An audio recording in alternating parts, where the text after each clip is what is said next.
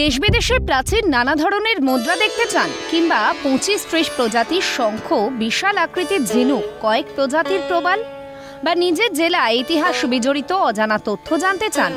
ইতিহাস জানতে এমন কৌতূহলী মানুষদের জন্য মিনি সংগ্রহালয়ের উদ্যোগ নিয়েছেন ডক্টর কৃষ্ণদেব। উত্তর বাংলায় ব্যক্তিগত উদ্যোগে হাতে গোনা যে কয়েকটি সংগ্রহালয় আছে তার মধ্যে উল্লেখযোগ্য ধূপগুড়ির যামিনী কুমার সংগ্রহালয়। 2009 সালে এই মিউজিয়ামটি স্থাপন করেন ডক্টর কৃষ্ণদেব। ধূপগুড়ি পুরো শহরের সিনেমা হল বাজারে অবস্থিত সুকৃতি ভবনই হয়ে ওঠে তার স্বপ্নের সংগ্রহশালা। বিশ্ববিখ্যাত জাদুকর পিসি সরকার জুনিয়র এই সংগ্রহালয়ের উদ্বোধন করেছিলেন। কি নেই এই মিনি মিউজিয়ামে? বাংলার প্রাচীন গঙ্গারিডি সভ্যতার প্রচুর নিদর্শন দেখা যাবে তার সংগ্রহে।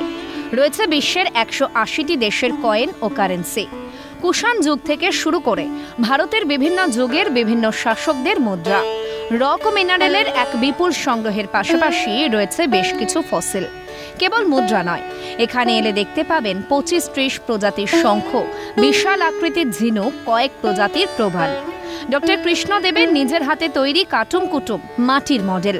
এছাড়াও রয়েছে সংবাদ প্রভাকর হিকির বেঙ্গল গেজেট, সমাচার দর্পণ প্রভৃতি কাগজের পুনর্মুদ্রিত সংখ্যা। রয়েছে দেশলাই বাক্সের বিপুল সংগ্রহ।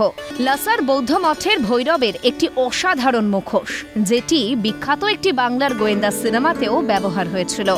ডক্টর কৃষ্ণদেবের এই সংগ্রহশালায় বাদ সাধছে জায়গা। আসছে না পর্যাপ্ত স্কুল কলেজ পড়ুয়া, সকলের কাছে পৌঁছতে পারছে না অভিনব এই সংগ্রহশালা।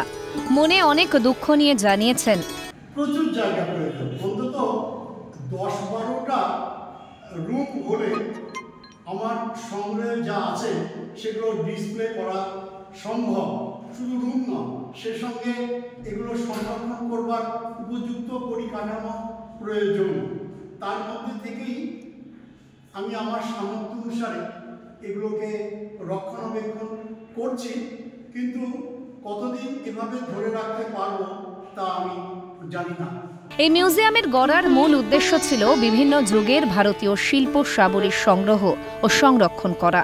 আগামীতে আরও মানুষের কাছে পৌঁছক তার অভিনব সংগ্রহ। ঝুলন দেব, ক্যালকাটা টেলিভিশন নেটওয়ার্ক।